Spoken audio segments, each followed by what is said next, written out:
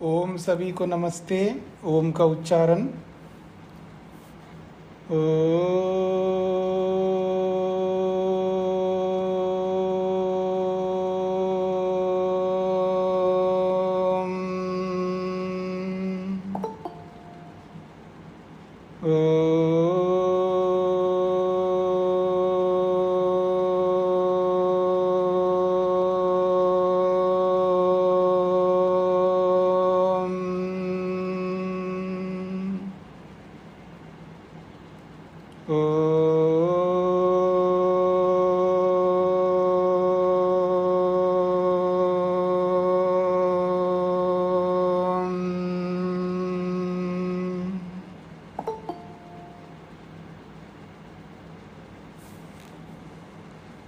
वेदांत दर्शन के प्रथम अध्याय के तीसरा पाद प्रारंभ हो रहा है।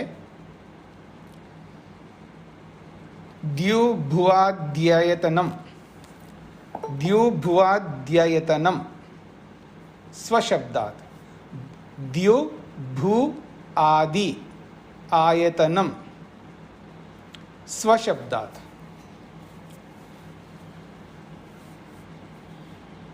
तो द्यु का मतलब है द्युलोक, भू का मतलब पृथ्वीलोक, आदि से अंतरिक्ष लोक, लोक लोकांतर सभी लोक आएंगे। इन सब लोकों का आयतनम, आयतन कहते हैं आधार को। इन सभी लोकों का आयतन आधार कौन है?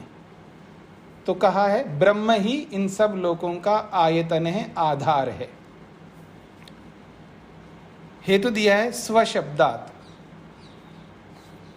ब्रह्म का वहां शब्द यानी आत्म शब्द का वहां पर प्रयोग होने से, साक्षात वहां पर उस प्रसंग में आत्म शब्द का प्रयोग आया है और आत्मा चेतन परमात्मा है। तो इसलिए द्युलोक भूलोक आदि समस्त लोकों का आयतन आधार ब्रह्म ही है। ये इस सूत्र का मुख्य तात्पर्य है। द्युलोक पृथ्वीलोक प्रभृतीनाम आयतनम यद अध्यात्म ग्रंथे पठ्यते तद ब्रह्म परमात्मा एव विज्ञेयः। कहा जा रहा है द्युलोक पृथ्वीलोक आदि जितने भी लोक लोकांतर है, इन सब का आयतनम, आयतन कहते हैं आधार, बेस। इन सभी लोकों का जो आयतन आधार है, इस बात को लेकर के अध्यात्म ग्रंथ में यानी उपनिषद रूपी ग्रंथ में जो भी पाठ आता है, तद ब्रह्म परमात्मा एवं विज्ञेय। वो जो आयतन के रूप में जहाँ कहीं पर भी उपनिषदों में आता है, वो आयतन, वो आधार ब्रह्म ही है, ऐसा समझ लेना चाहिए। कुतः, कैसे, क्यों ऐसा हम समझें? तो कहते हैं स्वशब्दात्, निज शब्दात्। ब्रह्म का निज शब्द यानी उनका स्वतः आत्म शब्द का वहाँ प्रयोग है। पूर्व सूत्रे द्युभुवादयः पदार्थाः तस्य परमात्मनो अंगानि उक्तानि स अंगी सच अंगी। इससे पहले के सूत्रों में यानी दूसरे पाद के अंतिम जो सूत्र आए हैं, इन सूत्रों में द्युलोक भूलोक आदि पदार्थों का परमात्मा ही कारण है वहाँ पर, और ये सारे के सारे लोक परमात्मा के अंगानी, अंग के रूप में बताए गए हैं। और सच अंगी, और परमात्मा को अंगी के रूप में बोला है। अंग और अंगी दो बातें पीछे आए थे ना, जैसे धर्म और धर्मी, गुण और गुणी। जो गुणों को धारण करता है, जिसमें गुण रहते हैं, उसको गुणी कहते हैं। जो धर्मों को धारण करता है, उसको धर्मी कहते हैं। ऐसे ही यहाँ पर जो अलग अलग अंगों को अपने अंदर धारण करता है, उसको अंगी कहते हैं। तो कहते हैं पूर्व सूत्र में जो द्युलोक भूलोक आदि पदार्थ आए हैं, तस्य परमात्मना अंगानि, वो सब के सब उसी परमात्मा के अंग है। इस बात को लेकर के उक्तानि हमने पूर्व सूत्र में कहा है। सच अंगी, और वो परमात्मा जो है वो अंगी है। अत्र अयम विशेषः यत् स न केवलम अंगी ही किंतु तेषां द्युभुवादीनाम आयतनम आधारो अपि अस्ति। अत्र अयम विशेषः, पूर्व सूत्र में अंग और अंगी को लेकर के बात कही गई है। यहाँ एक विशेष बात यह है कि स न केवलम अंगी, परमात्मा केवल अंगी ही नहीं है, किंतु तेषाम द्युभुवादी नाम आयतनम, उन सभी द्युलोक भूलोक आदि लोकों का वो आयतन है, अर्थात आधार अपि अस्ति, वो अंगी के साथ साथ आधार भी है। आधारश्च यस्य भवति तदपेक्षया आधेय अपेक्षया स महान भवति। एक विशेष बात कही जा रही है, आधारश्च यस्य भवति, जिसका जो आधार होता है, तद अपेक्षया, अर्थात उस आधेय की अपेक्षा से वो जो आधार है वो महान भवति, वो महान होता है। दो चीजें हैं, आधार और आधेय। आधार तो बेस है, और आधेय का मतलब है उस बेस में रहने वाली कोई भी चीज, चाहे वो गुण के रूप में हो, धर्म के रूप में हो, विशेषता के रूप में हो, या कार्यों के रूप में हो, किसी भी रूप में जो आधार में रहते हैं, आधार में रहने वाले को आधेय कहते हैं। जैसे हम सब परमात्मा में रहते हैं, तो परमात्मा हम सबका आधार है, तो हम सब जो है वो आधेय कहलाएंगे। पूरी की पूरी सृष्टि परमात्मा में विराजमान है, तो सृष्टि आधेय है और आधार परमात्मा है। तो कहते हैं जो आधार होता है उस आधेय की अपेक्षा से वो महान होता है, धारण करने वाला अधिक श्रेष्ठ होता है। उक्तम ही वेदे, और वेद में स्पष्ट कहा भी है, यत्र विश्वम भवत्येकनीडम तस्मिन् इदं च संच विचैति सर्वम स ओतः प्रोतश्च विभुः प्रजासु। कहते हैं यत्र विश्वम भवत्येकनीडम, जिस परमात्मा में संपूर्ण विश्व जो है एक घोंसले के समान है, मतलब कितना बड़ा व्यापक परमात्मा है। इतने बड़े परमात्मा में हमें तो बहुत विशाल के रूप में ब्रह्मांड दिखाई दे रहा है, लेकिन व्यापक परमात्मा के अंदर ये विशाल ब्रह्मांड भी एक छोटे से घोंसले के समान है। तस्मिन् इदं संचेति विचेति सर्वम, तस्मिन् उसी परमात्मा में, इदम सर्वम ये सारा का सारा ब्रह्मांड जो है, संचेति अर्थात वो उसी में ही प्रकट होता है, और विचेति उसी में ही वो विलीन होता है, यानी उसी परमात्मा में ही उत्पन्न होता है सारा का सारा ब्रह्मांड, और उसी परमात्मा में विलीन यानी अपने कारण में परिवर्तित हो जाता है। स ओतः प्रोतः, सह वह जो ब्रह्म है वो ओत प्रोत है। वो कैसा है? विभु है। और किसमें ओत प्रोत है? प्रजासु, समस्त जड़ चेतन पदार्थों में। आधेयं च तस्य खलु महिमा ही केवलम भवति स तु महिम्नो ज्यायान अवतिष्ठते। आधेयम तत्, ये जो आधेय है, तस्य खलु महिमा, उसकी तो केवल एक महिमा है। आधेय जो है वो उसकी अपनी महिमा है। संसार जो है कोई साधारण नहीं है, संसार याद रखना, संसार अपने आप में बहुत महिमावान है। ये जो मनुष्य की कृति है, आप देखिएगा, मनुष्य का जो शरीर है बहुत महिमा है इसकी। महिमा का मतलब इसकी बहुत महानता है, महत्ता है, बहुत विशिष्ट है शरीर। ऐसे पूरा का पूरा ब्रह्मांड जो हमें दिखाई दे रहा है, इसकी भी अपनी महिमा है, इसकी अपनी विशेषता है। तो कहते हैं तस्य खलु महिमा ही केवलम भवति, इस संसार की एक मात्र महिमा मात्र है, परंतु सतु महिम्नः ज्यायान अवतिष्ठति। सतु वो जो परमात्मा है, ब्रह्म है, वो इस महिमा से भी बढ़कर है। महिम्नः ज्यायान अवतिष्ठति, इस महिमा से भी बहुत बड़ा है वो। ये सारी की सारी महिमा जो है, ये जो विचित्रता जो है, उसी परमात्मा के कारण से है। आप एक बताइए, मेरी ओर देखिएगा। एक बहुत बढ़िया पिक्चर एक किसी ने बनाया, एक कलाकृति बनाई किसी ने, और बहुत आकर्षक है, बहुत उत्कृष्ट है, बहुत बढ़िया पेंटिंग है। उसकी महिमा हमें दिखाई दे रही है, उसकी विशेषता दिखाई दे रही है। वो अधिक महान है या उसको बनाने वाला अधिक महान है, ये आपको स्पष्ट हो जाएगा। एक वैज्ञानिक साइंटिस्ट है, उसने कुछ बनाया है, वो जो बनाई गई वस्तु है वो अधिक महिमामान है या बनाने वाला अधिक महिमामान है। ये जो मिसाइल बनाए भारत के अंदर, जिसके मुखिया तो APJ अब्दुल कलाम थे, तो वो साइंटिस्ट एक राष्ट्रपति भी बने थे, तो वो महिमावान है या वो मिसाइल महिमावान है? तो अपेक्षा से कौन बड़ा है? तो ये हम सब जानते हैं। ठीक इसी प्रकार से ये कहा जा रहा है कि वो तो केवल मात्र एक महिमावान है संसार, पर वो महिम्नः ज्ञायान, इस महिमा से ही बहुत अधिक बढ़कर है परमात्मा। ये था ही वेदे प्रतिपादितम, जैसा कि वेद में भी स्पष्ट किया है। एतावानस्य महिमा ततो ज्ञायाश्च पुरुषः, कहते हैं एतावानस्य महिमा,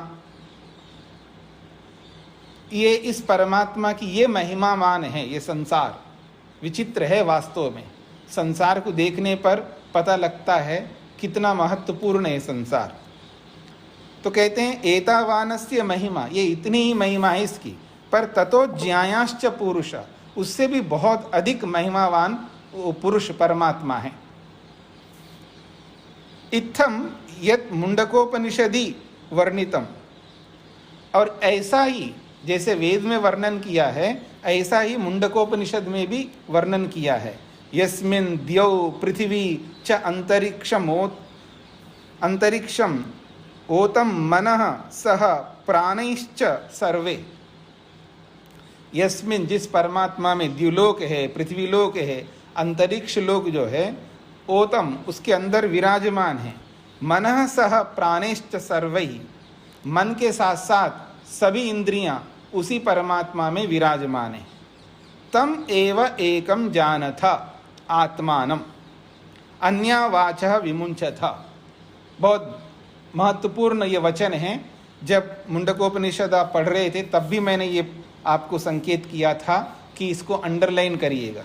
तम एव एकम जानथ आत्मानम, उसे एकमात्र परमपिता परमात्मा को जानने की चेष्टा करो। अन्या वाचा विमुंचता, बाकी सारी बातें छोड़ो, इधर उधर की व्यर्थ की चीजों में क्यों पड़ते हो? मुख्य वस्तु को पकड़ो ना, जो मेन टारगेट है, जो लक्ष्य है, उसको देखो ना, इधर उधर क्यों देखते हो?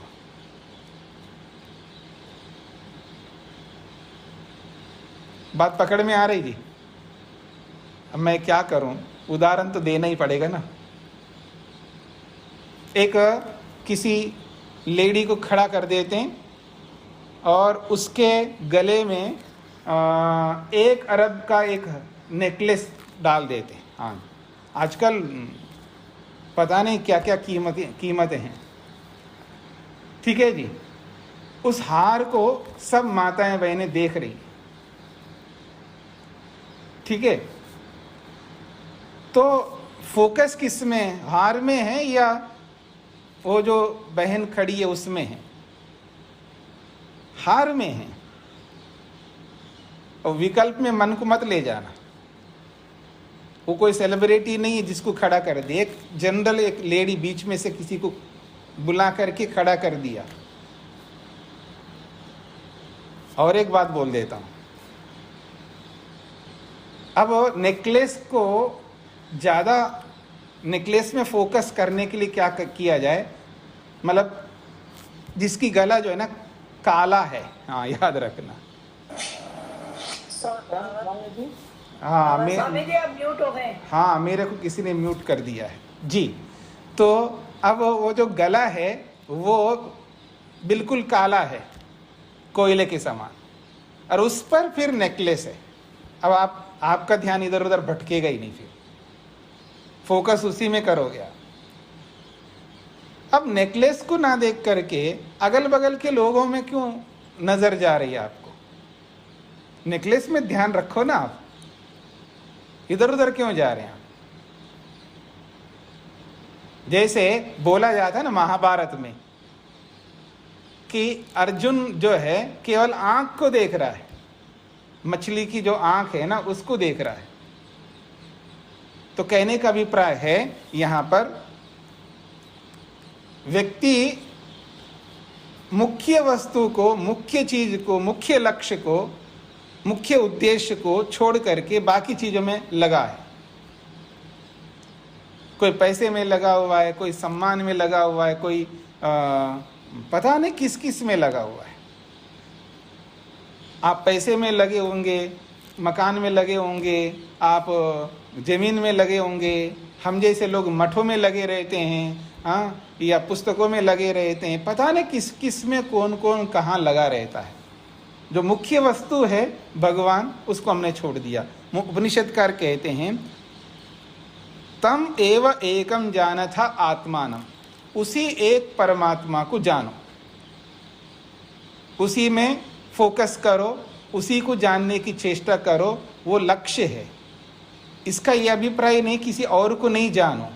यहाँ कहने का अभिप्राय है वो जो सुख है, वो जो शांति है, जिसको आप तृप्ति कहते हैं, संतोष कहते हैं, निर्भयता कहते हैं, स्वतंत्रता कहते हैं, जिसको आप शांति कहते हैं, कल्याण कहते हैं, उन्नति कहते हैं, जो कुछ भी आप कहते हैं, अथवा मैं ये कहूँ आत्मा की जो अभिलाषा है, जो तमन्ना है, जो आकांक्षा है, उसकी जो इच्छा है, उसकी जो तृष्णा है, उस तृष्णा की पूर्ति जो करने वाली जो वस्तु है वो है आत्मा। उसी आत्मा को जाना था, जानो। अन्य वाचा विमुंचता, बाकी जितने भी चीजें हैं या जितने भी साधन हैं, जितने भी माध्यम हैं, उन माध्यमों में, उन साधनों में मन को न ले जाओ। हम क्या करते हैं, साध्य को, सिद्ध करने योग्य वस्तु को छोड़ करके साधनों में मन लगाने में लगा दिया। आत्मा को ना देख करके शरीर में लगे हुए हैं। शरीर के अंदर जो आत्मा है उस पर ध्यान नहीं है, पर शरीर में लगे, और शरीर के अंदर भी नहीं लगे। लीवर कैसा फंक्शनिंग कर रहा है, किडनी कैसा काम कर रहा है, पेनक्रियाज ठीक है नहीं है, उसमें किसी का ध्यान नहीं है। अगर ध्यान है तो चमड़ी पर ध्यान है। तो हम लोग जिसमें लगना चाहिए हम लोगों को, उसमें हम नहीं लग रहे। ऐसे सभी चीज़ों में लगा सकते हैं। इसका यही उद्देश्य है, उसी एक परमात्मा को उद्देश्य बनाओ, उसी को समझने का प्रयत्न करो। अन्य वाचा, बाकी बातें जो है विमुंचथा, वो उसको छोड़ दो। क्यों? अमृतस्य एषः सेतुः, जिस अमृत को हम पाना चाहते हैं उस अमृत तक पहुंचाने वाला एषः, ये जो आत्मा है, ये जो परमात्मा है, वो सेतु, वो पुल जैसा है, पुल बना हुआ, ले जाने वाला है, नाव की तरह है, वो हमें पार लगा सकता है। अत्र वचने द्यू भू प्रभृति नाम आयतनम परमात्मा वर्णितो मंतव्यः। यहाँ पर द्युलोक भूलोक आदि जितने भी लोक हैं, इन सब लोकों का जो आधार परमात्मा है, उसी को लेकर के यहाँ वर्णन किया गया है, ऐसा मानना चाहिए। यद अत्र तद आयतनम आत्मशब्देन विशेष्यते, और वो जो आयतन है, आधार है, केवल आयतन ही नहीं बोला, उसको आत्मशब्द से विशेषित किया है। आत्मा चेतनः पुरुषः, और आत्मा जो है चेतन पुरुष है, परमात्मा है वो पुरुष विशेष है, वही परमात्मा के रूप में अभीष्ट है। यहाँ पर वेदे च अपि परमात्मा एवं आधारत्वेन अभीष्टा, और वेद में भी परमात्मा को ही आधार के रूप में स्वीकार किया गया है। जैसे कि हिरण्यगर्भः समवर्तताग्रे भूतस्य जातः पतिरेक आसीत् स दाधार पृथिवीं द्यामु तेमां कस्मै देवाय हविषा विधेम। परमात्मा का एक नाम है हिरण्यगर्भ। हिरण्य कहते हैं ज्योति स्वरूप जितने भी पदार्थ हैं, ज्योतिमान पदार्थों को हिरण्य कहते हैं। हिरण्य सोने को भी कहते हैं, पर यहाँ प्रसंग में हिरण्य शब्द से जितने भी प्रकाशवान पदार्थ हैं, जो स्वप्रकाशक स्वयं प्रकाशित होते हैं, सूर्य, नक्षत्र जैसे, तो उन समस्त ज्योतियों का वो आधार है। गर्भ का मतलब है आधार, बेस है। तो हिरण्यगर्भ, तो ज्योति युक्त जितने भी पदार्थ जिस परमात्मा के गर्भ में विराजमान है, यानी जिस परमात्मा के अंदर विराजमान है, तो कहते हैं हिरण्यगर्भ समवर्तता। हिरण्यगर्भ रूपी जो परमात्मा है वो समवर्तता, वो विराजमान है अग्रे। सृष्टि की उत्पत्ति से पहले से ही वो हिरण्यगर्भ परमात्मा विराजमान है। और भूतस्य जातः, जातः भूतस्य, उत्पन्न हुए समस्त पदार्थों का पति एक आसीत, वो एकमात्र स्वामी ही था, वर्तमान में भी है और भविष्य में भी रहेगा। सह दाधारा, सदाधारा, जब आप लोग पढ़ते हैं ना सदाधार, सादा, आप साद बड़ा करके बोलते हैं, ये अरस्व है, दीर्घ नहीं है। सादाधारा ऐसा नहीं है, सदा, सदाधारा, स इतना ही बोलना है, सदाधारा। तो सह वह परमात्मा पृथिवीम द्याम उत इमाम कस्मै देवाय अविशा विदेम। तो कहते हैं इमाम द्याम पृथिवीम, ये जो इमाम, इस द्याम द्युलोक को, पृथिवीम पृथ्वीलोक को, दाधारा धारण किए हुए हैं। ऐसे कस्मै, कस्मै का अर्थ है सुख स्वरूप परमात्मा के लिए। सुख स्वरूप परमात्मा जो देव के रूप में है, उस देव रूपी सुख स्वरूप परमात्मा के लिए हविषा, हवि कहते हैं जो भी हम समर्पित करते हैं, यज्ञ में जो भी समर्पित करते हैं। और यज्ञ अलग अलग प्रकार के होते हैं, एक भौतिक यज्ञ होते हैं और एक आध्यात्मिक यज्ञ होते हैं। इसको कहते हैं आत्मयाज। आत्मा को ही आहुति बना करके, सामग्री बना करके उस परमपिता परमात्मा रूपी यज्ञ में हम समर्पित करते हैं। तो हविषा का मतलब है आत्मा रूपी, यानी अपने आप को हवि बना करके उस परमात्मा को हम विधेमा, अपने आप को समर्पित करते हैं, अर्थात उसकी पूजा करते हैं। तो यहाँ पर भी आधार के रूप में बोला है। सूत्रार्थ लिखिएगा, द्युलोक पृथ्वीलोक, द्युलोक पृथ्वीलोक आदि लोकों का, द्युलोक पृथ्वीलोक आदि लोकों का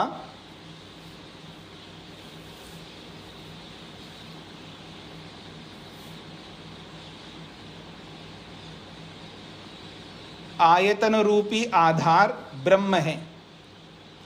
आयतन रूपी आधार ब्रह्म है।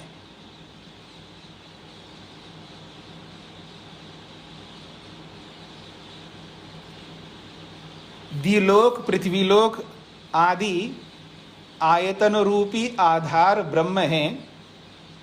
यह बात वहाँ पठित आत्म शब्द से पता लगता है।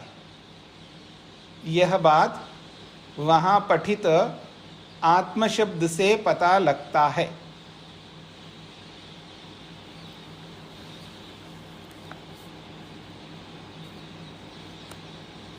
द्युलोक पृथ्वीलोक आदि आयतन रूपी आधार ब्रह्म है। यह बात वहाँ पठित आत्म शब्द से पता लगता है। अपरो हेतु, दूसरा कारण बताया जा रहा है, मुक्तोपसृप्य व्यपदेशात्। मुक्तोपसृप्य व्यपदेशात्, मुक्त का अर्थ होता है जो मुक्त आत्मा, जो दुख से मुक्त हो गए हैं, दुखों से जो छूट गए हैं, अथवा यूं कहिए जो मुमुक्षु हैं, मुक्ति को चाहने वाले हैं, उन सबके लिए उपसृप्य, उपसृप्य का मतलब है आश्रय। मुक्तों का जो आश्रय है वो परमात्मा है। इस बात को व्यपदेशात्, शास्त्रों में कथन किया गया होने से, जितने भी मुक्त आत्माएं हैं, जितने भी हैं, जो लोग मुमुक्षु हैं, उपासक हैं, उन सबका जो आश्रय है, उन सबका उपास्य जो है वो ब्रह्म ही है, इस बात का व्यपदेश यानी शास्त्रों में कथन होता है। उससे भी पता लगता है सबका आधार ब्रह्म ही है। मुक्तानाम उपसृप्य, मुक्तों का जो उपसृप्य है अर्थात उपगम्य, मुक्तों का जो उपगम्य है अर्थात आश्रयनीय, उपसृप्य को खोला है उपगम्य, उपगम्य को खोला है आश्रयनीय। तो मुक्तों का जो आश्रयनीय है वो परमात्मा है। तो मुक्तोपसृप्य, उसको मुक्तोपसृप्य कहते हैं, अर्थात मुक्तों का आश्रय रूपी परमात्मा। तस्य व्यपदेशा, उस परमात्मा का व्यपदेश अर्थात प्रतिपादनम, उसका प्रतिपादन शास्त्रों में किया है। मुक्त लोगों का आश्रय परमात्मा है, इस बात का कथन जो है शास्त्र करते हैं। तो मुक्तोपसृप्य व्यपदेश अर्थात मुक्तानाम आश्रयनीय सह प्रतिपाद्यते, मुक्तों का आश्रयनीय वह परमात्मा है, इस बात को लेकर के प्रतिपाद्यते, शास्त्रों में प्रतिपादित होता है, यानी शास्त्रों में कथन किया गया है। अत्रैव मुंडकोपनिषदि, इसी मुंडकोपनिषद में बताया गया है। तद अग्रे, इस बात को आगे जाकर के बोलते हैं, तथा विद्वान नाम रूपाद विमुक्तः परात् परम पुरुषम उपैति दिव्यम, ये मुंडकोपनिषद का है। तथा इसी प्रकार से जो प्रसंग वहाँ चला है, विद्वान ब्रह्म को किस प्रकार से प्राप्त किया जाता है वो सारे उपाय बताने के बाद में, तथा उसके बाद विद्वान जो है, विद्वान का मतलब है जो क्रियात्मक रूप से विद्या को अपने जीवन में उतारने वाला, वो विद्वान नाम और रूपाद विमुक्ता, नाम और रूप से अपने आप को विमुक्त कर लेता है। नाम का मतलब है उसका जो भी नाम है, हाँ याद रखने, मैं विश्वंग हो, मेरी ये माता है, मेरे ये पिता है, मेरी ये पत्नी है, मेरे ये देवर देवरानी, जो भी संबंध है ना, ये सारे के सारे नाम हैं। इन सब नामों से वो अपने आप को पृथक कर लेता है और रूप से भी, अपनी आकृति से भी अर्थात शरीर से भी पृथक कर लेता है। विमुक्तः, ये मुक्ति में जाते समय की बात हो रही है। तो नाम और रूप को, रूप से मतलब है आकृति, शरीर, तो अपने नाम से और अपने शरीर से विमुक्त हुआ परात् परम पुरुषम, जो पर से भी परे अर्थात सत्वरम से सत्व रज तम, मूल प्रकृति से भी उत्कृष्ट श्रेष्ठ सूक्ष्म जो परम पुरुष है, दिव्य पुरुष है, उसको उपैति प्राप्त कर लेता है।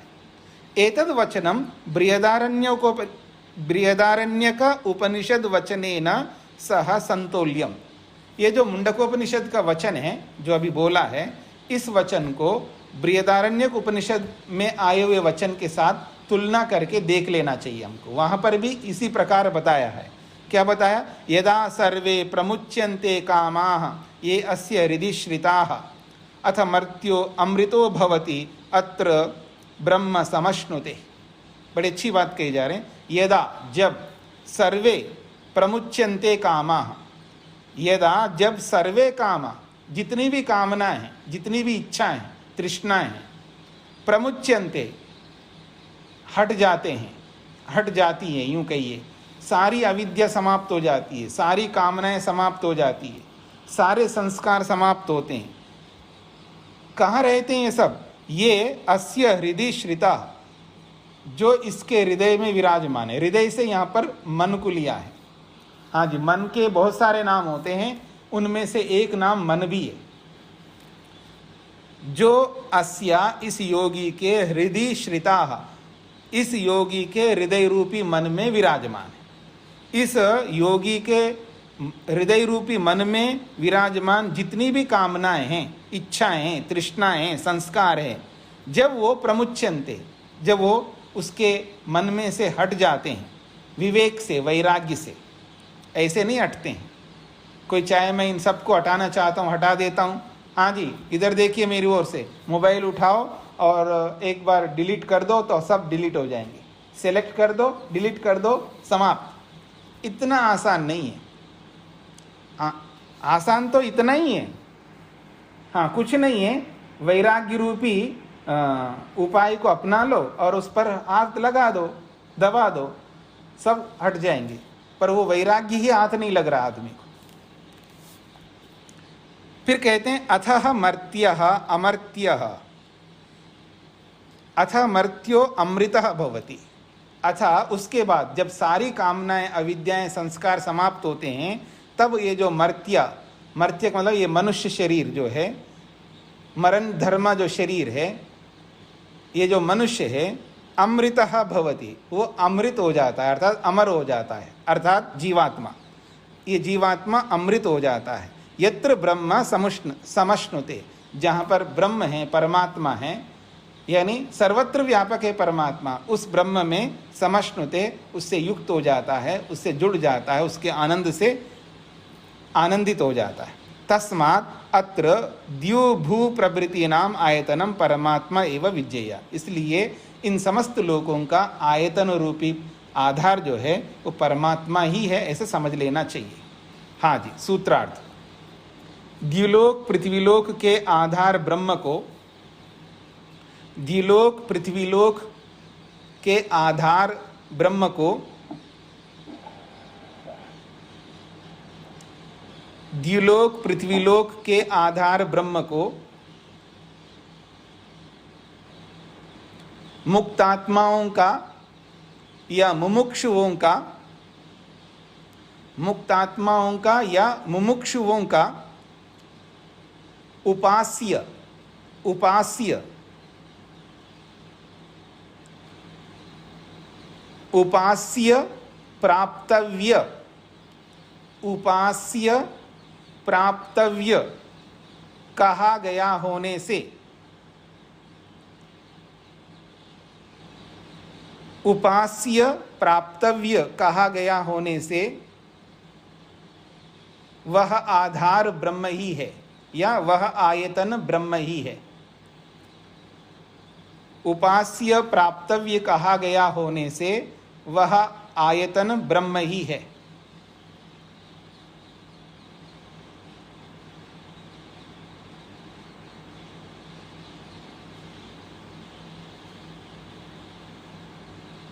हाँ जी,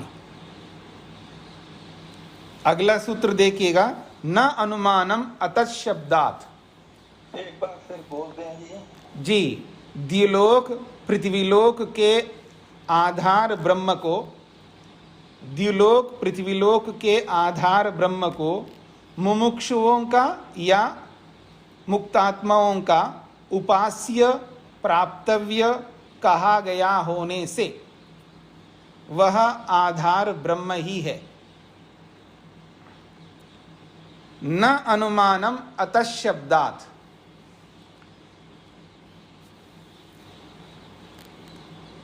ब्रह्म को अगर आयतन ना मानो तो और कौन बचेंगे हमारे सामने? दो बचेंगे, या तो सत्वरस्तम रूपी प्रकृति या जीवात्मा।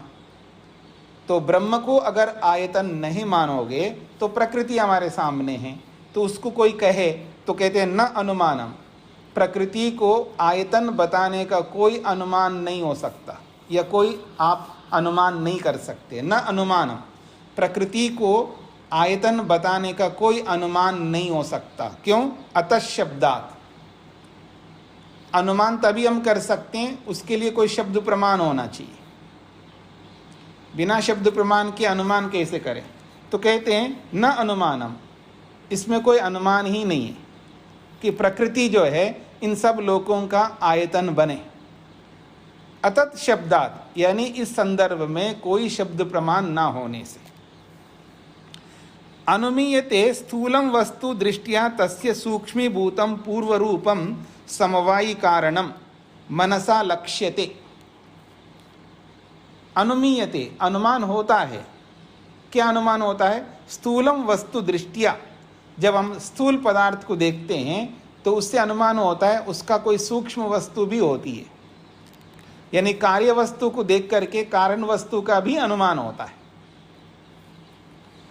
तो कहते हैं स्थूलम वस्तु दृष्ट्वा कार्य वस्तु या स्थूल वस्तु को देख करके सूक्ष्मीभूतम पूर्व रूपम, जो सूक्ष्म भूत है यानी जो सूक्ष्म स्वरूप है अर्थात पूर्व रूपम, स्थूल से पहले का जो स्वरूप है वो कौन है? समवायी कारणम, जो अपने कार्य को अपने अंदर धारण करने का स्वभाव रखने वाला। मेरी ओर देखिएगा, समवायी को थोड़ा समझ लीजिएगा, बार बार आ रहा है समवायी शब्द, पीछे भी बताया था। मेरी ओर देखिएगा, मेरे हाथों में मिट्टी है, समझ लीजिएगा मिट्टी, ठीक है।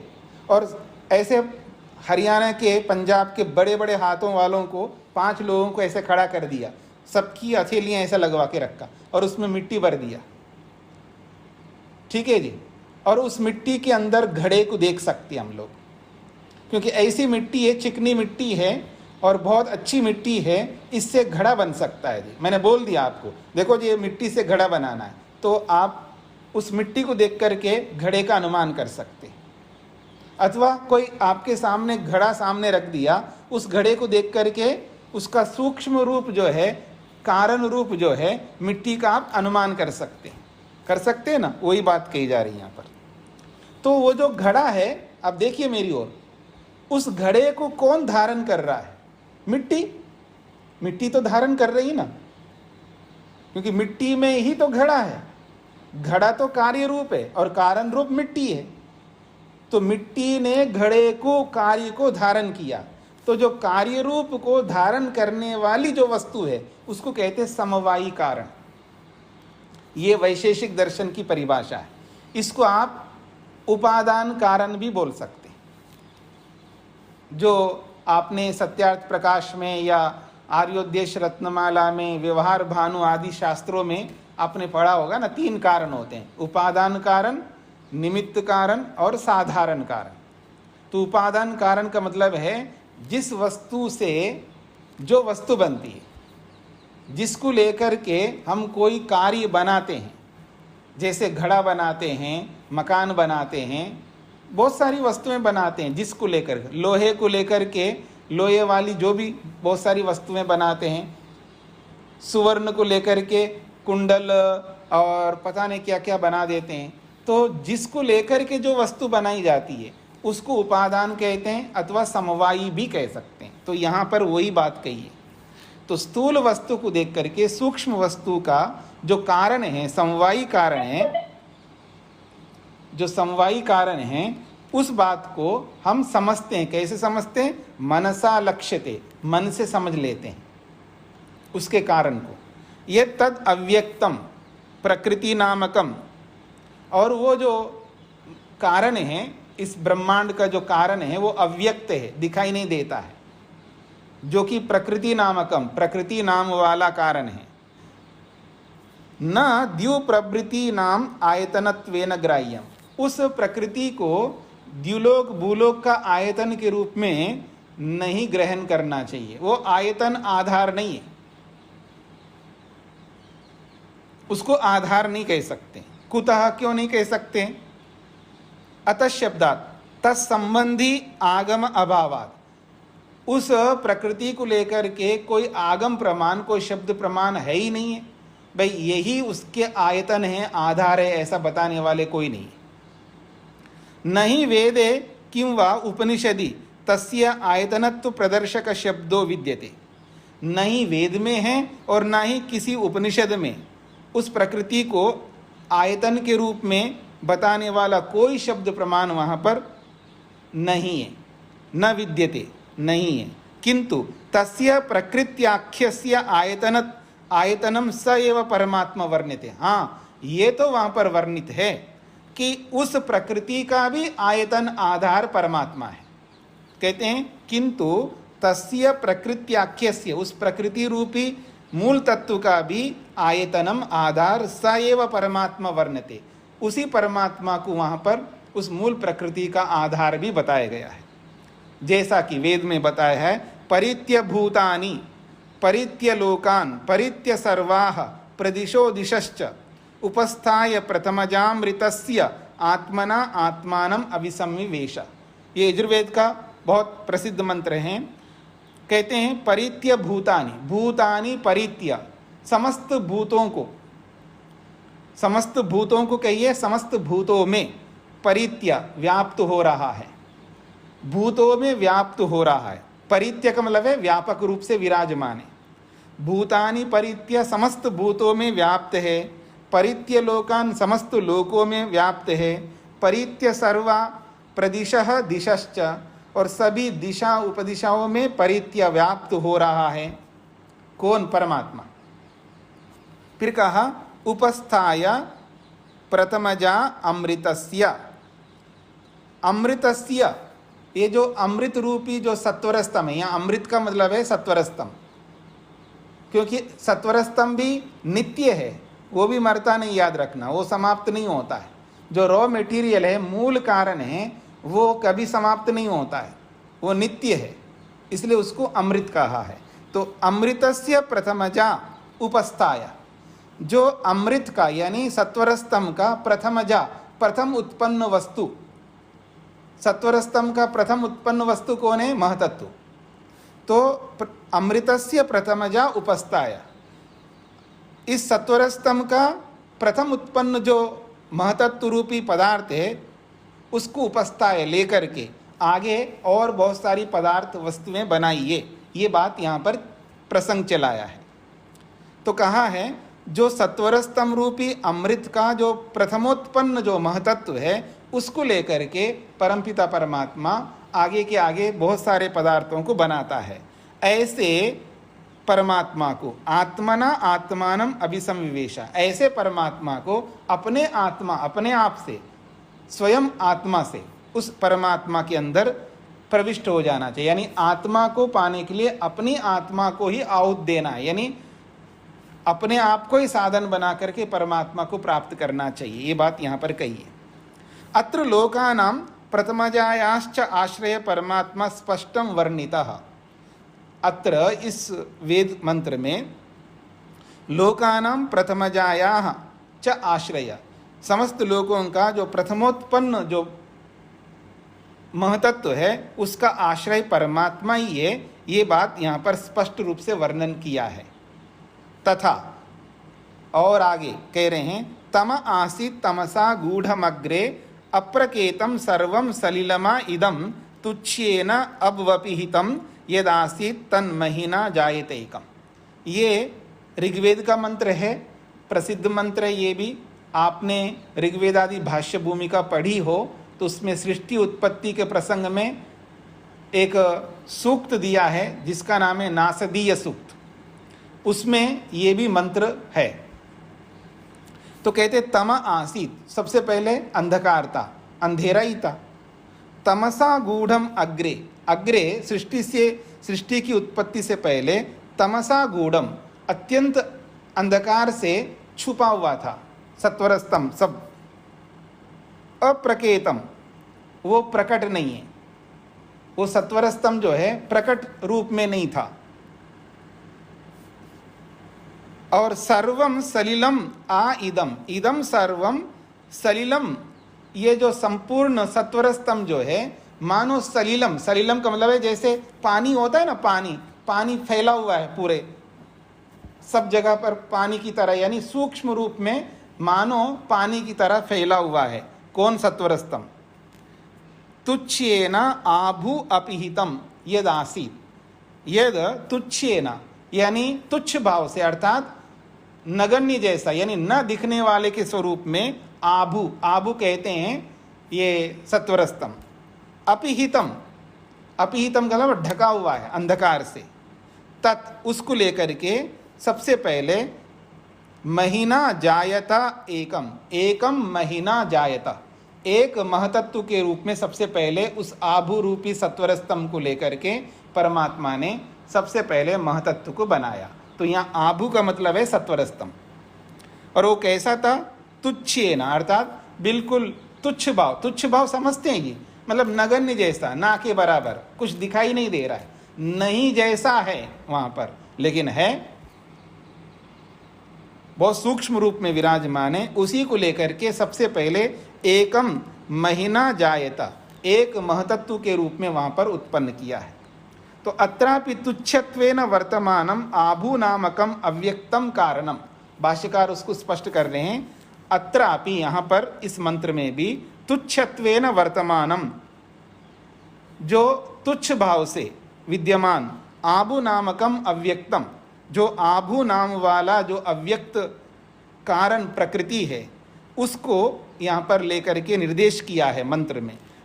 तत् तस्य परमात्मना, उस आभू नामक जो सत्वरस्तम है, उसको लेकर के परमात्मा ने महिम्ना खलु एकम महतत्वम प्रथमम विकृति रूपम उत्पन्नम उच्यते। तो वहाँ पर अपनी महिमा से, परमात्मनः महिम्ना, परमात्मा की अपनी महिमा से, खलु निश्चित रूप से, एकम महतत्वम, एक महतत्व रूपी पदार्थ को, जो प्रथमम विकृति रूपम, जो प्रथम विकृति रूप है, सत्वरस्तम का प्रथम विकार है, कार्य पदार्थ है। विकृति रूपम का मतलब है कार्य रूप पदार्थ, सबसे पहले महतत्व को उत्पन्न किया है। इस बात को लेकर के इस मंत्र में उच्यते कहा है, यहाँ ये बात कही है।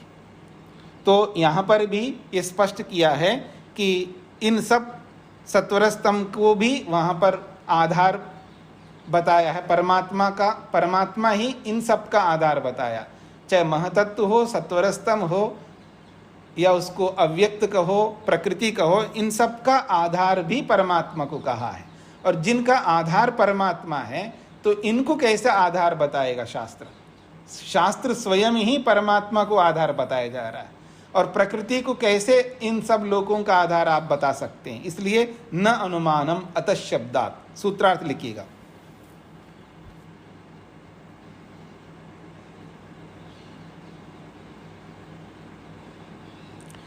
कार्य से कारण का अनुमान होता है, कार्य से कारण का अनुमान होता है,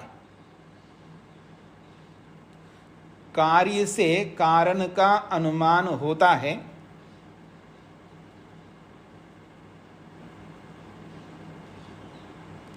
इसलिए प्रकृति को आधार बताने वाला कोई भी, इसलिए प्रकृति को आधार बताने वाला कोई भी शब्द प्रमाण ना होने से, इसलिए प्रकृति को आधार बताने वाला, इसलिए प्रकृति को आधार बताने वाला कोई भी शब्द प्रमाण ना होने से,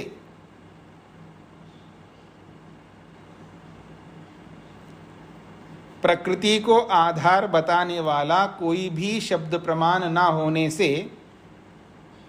ब्रह्म ही आयतन है, ब्रह्म ही आयतन है।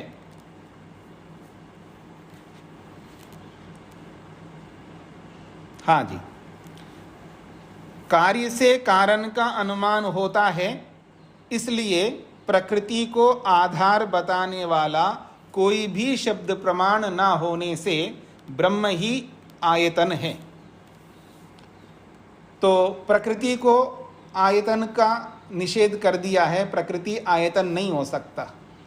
फिर बचा केवल जीवात्मा। अब उसको लेकर के अगला सूत्र है प्राणभृत च, प्राणभृत च। तो जीवात्मा का एक नाम है प्राणभृत। प्राणभृत का अर्थ होता है प्राणों को धारण करने वाला। चकार से न की अनुवृत्ति ले आना, तीसरे सूत्र में जो न है उसको लाना है यहाँ पर। तो प्राणभृत न यानी प्राणों को धारण करने वाला जीवात्मा आयतन नहीं हो सकता। चकारात न इति अनुकृष्यते, सूत्र में जो चकार आया है उस चकार से तीसरे सूत्र में जो न पद है उसको यहाँ पर खींच करके लाया जाता है, अर्थात वहां से यहां लाया जाता है। प्राणभृत यह प्राणान बिभर्ति धारयति स जीवः। प्राणभृत किसको कहते हैं? तो कहते हैं प्राणभृत उसको कहते हैं यह प्राणान बिभर्ति, जो प्राणों को धारण करता है, स जीवः वो जीवात्मा है। वो जीवात्मा भी न द्यु प्रभृति नाम आयतनम अस्ति, वो जो प्राणों को धारण करने वाला जीव अपि यानी भी, वो जीव भी द्यु भू प्रभृति नाम, द्युलोक भूलोक आदि लोकों का आयतन न नहीं है। कुतः क्यों? पूर्वोक्तात् अतः शब्दात्, जो तीसरे सूत्र में अतः शब्दात् जो हेतु दिया है वही हेतु यहाँ पर भी लागू कर सकते हैं आप। अर्थात तद विषय का शब्द प्रमाण अभावात, जीवात्मा को आयतन के रूप में बताने वाला कोई भी शब्द प्रमाण ना होने से। नहीं तस्य आयतनत्वे क्वचित शास्त्रे शब्द प्रमाणम विद्यते। कहते हैं तस्य आयतनत्वे, जीवात्मा को आयतन के रूप में बताने वाला कोई भी क्वचित कहीं पर भी शास्त्र में शब्द प्रमाण न विद्यते, नहीं है। अपितु लेकिन जीवात्मा वेदादि शास्त्रेषु एकदेशित्वेन प्रतिपाद्यते। हाँ, ये तो प्रतिपादित किया है जीवात्मा को लेकर के, वो आयतन नहीं है, लेकिन जीवात्मा एक देशी है, एक देश में एक जगह पर रहने वाला है, ये बात कही गई है। कहां पर? देखिए, ऋग्वेद का एक मंत्र का अंश दिया है, अपांग परांगेति स्वधया गृभीतो अमर्त्यो मर्त्येन सयोनिः। बहुत बड़ा अच्छा प्रमाण दिया है यहाँ पर। ये ऋग्वेद का है, पहले मंडल का 164वां सूक्त है और 38वां मंत्र है। उस मंत्र का पहली पंक्ति है। कहते हैं अपांग परांग एति स्वधया गृभीतः। स्वधया का मतलब है स्वधा से। स्वधा कहते प्रकृति, प्रकृति को लेकर के, प्रकृति को लेकर के, अर्थात जीवात्मा जो है प्रकृति से जुड़ता है, शरीर से जुड़ता है। प्रकृति से जुड़ता का मतलब है शरीर से जुड़ता है, तो शरीर से युक्त होकर के, तो स्वधया का अर्थ हो गया शरीर से जुड़ करके अपांग एति। अपांग एति, अपांग का मतलब है निम्न स्थिति को प्राप्त होता है। स्वधया अपांग एति, एति का मतलब है प्राप्त होता है, अपांग का मतलब है निम्न स्थिति को। अब शरीर को पाता है, शरीर के माध्यम से निम्न स्थिति को प्राप्त होता है। क्या समझ में आ रहा है आपको? कब होता है? जब निकृष्ट कर्म करेगा। दो प्रकार के कर्म करता आदमी, उत्कृष्ट या निकृष्ट, उत्तम या अनुत्तम, पाप या पुण्य, धर्म या अधर्म। तो कहते हैं स्वधया शरीर के माध्यम से अपांग एति निम्न स्थिति को प्राप्त होता है, और कभी परांगेति, कभी उत्कृष्ट स्थिति को प्राप्त होता है। परांग का मतलब है उत्कृष्टता को, अपांग का मतलब है निकृष्टता को। कभी जीवात्मा स्वधा से युक्त होकर के, यानी शरीर से युक्त होकर के अपांग एति निकृष्ट स्थिति को प्राप्त होता है, और कभी परांग एति, कभी उत्कृष्ट स्थिति को प्राप्त होता है। गृभीत का मतलब है प्राप्त होता है। ये कौन है? अमर्त्यः, ये मरने वाला नहीं है, जीवात्मा हमेशा रहता है, इसलिए अमर्त्य है, यानी कभी मृत्यु को नहीं प्राप्त होता। जीवात्मा की मृत्यु नहीं होती है। क्यों रोते हो आप? हाँ, जीवात्मा की मृत्यु नहीं होती है, रोना मत, कभी भी नहीं रोना है। तो इसलिए कहा जा रहा है अमर्त्य, ये न मरने वाला जो है कभी शरीर से युक्त होकर के निम्न स्थिति को प्राप्त होता है, कभी उत्कृष्ट स्थिति को प्राप्त होता है, क्योंकि अमर्त्य न मरने वाला है। न मरने वाला होता वो भी मर्त्येन सयोनिः, मर्त्येन, मरण धर्म जो शरीर है उस मरण धर्म शरीर के साथ जुड़ता है। और सयोनिः, सयोनि का मतलब है कारण के साथ हमेशा बना रहता है, यानी प्रकृति के साथ हमेशा जुड़ा रहता है। सयोनि का मतलब है योनि के साथ साथ रहता है, अर्थात प्रकृति के साथ बना रहता है। जब तक इसके कर्म रहेंगे तब तक प्रकृति के साथ जुड़ा रहता है। तो इस प्रमाण में क्या बोला जा रहा है? कभी निकृष्ट स्थिति को प्राप्त होता है, कभी उत्कृष्ट स्थिति को प्राप्त होता है, यानी कभी इधर जाता है, कभी उधर जाता है। जाने वाला कौन होता है जी? आपकी परीक्षा कर लेते हैं। इधर उधर की बात मत बोलना, सटीक उत्तर देना है। जानते हो तो बोलना, नहीं जानते हो तो नहीं बोलना। कौन इधर उधर जाता है? देखते हैं आपकी परीक्षा हो रही है। मैंने बोला इधर उधर की बात नहीं कर सकते, आप विद्यार्थी हो। अगर आपको उत्तर आता है तो बोलो, नहीं आता है तो सुनो। कौन बताएंगे जी आप में से, कौन इधर उधर जाता है? हाँ, विवेक नाम से जो है, बार बार ये जीवात्मा कौन बोल रहे हैं, मत बोला करें। हाँ विवेक, हाँ बोलिए माता जी, आपका म्यूट है, पहले म्यूट खोलो।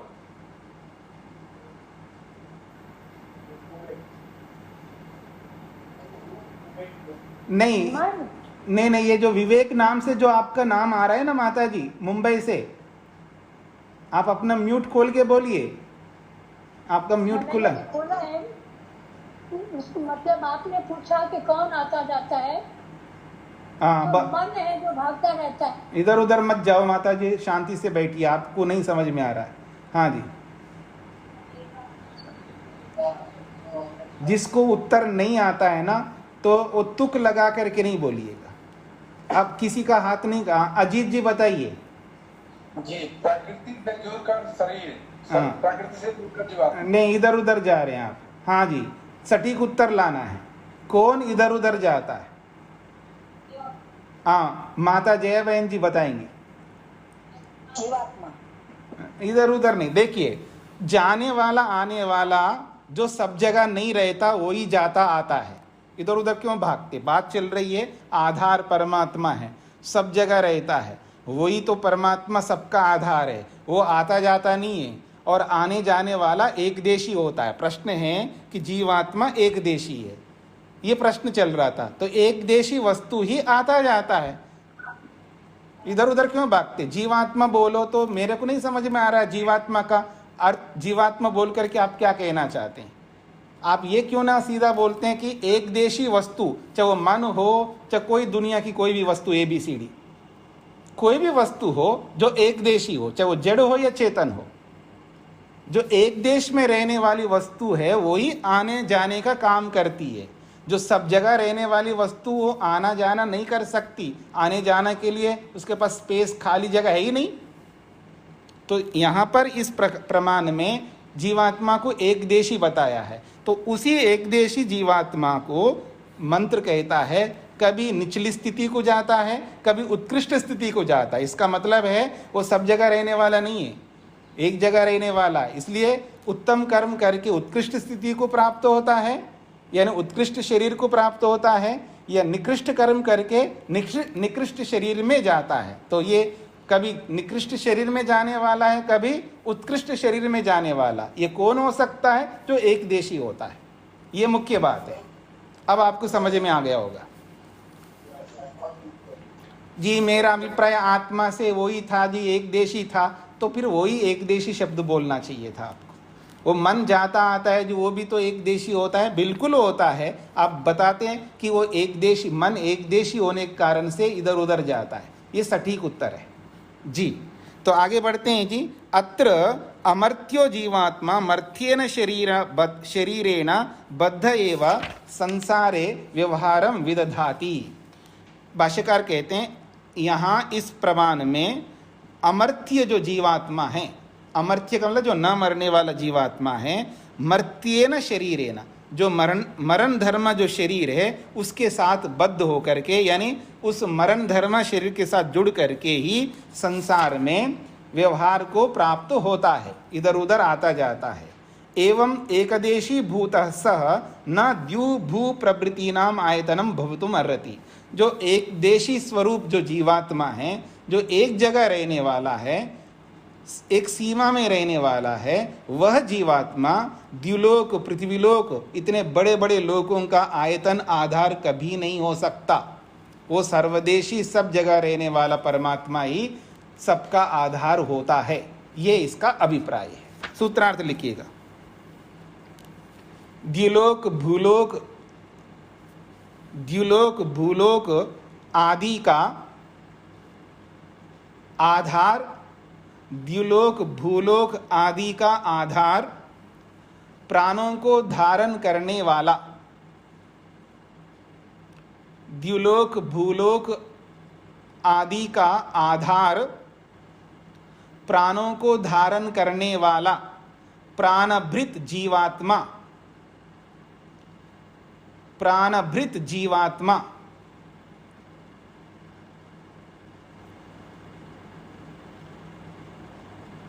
प्राणों को धारण करने वाला प्राणभृत जीवात्मा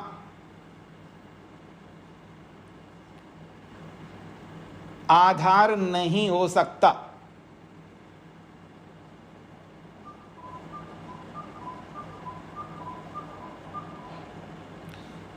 द्युलोक भूलोक आदि का आधार प्राणों को धारण करने वाला प्राणभृत जीवात्मा आधार नहीं हो सकता, क्योंकि ऐसा कोई शब्द प्रमाण ना होने से, क्योंकि ऐसा कोई शब्द प्रमाण ना होने से।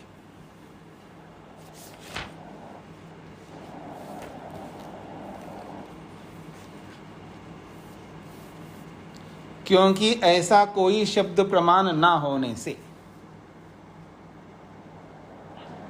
आप में से किसी का म्यूट खुला है, बंद करके रखिए।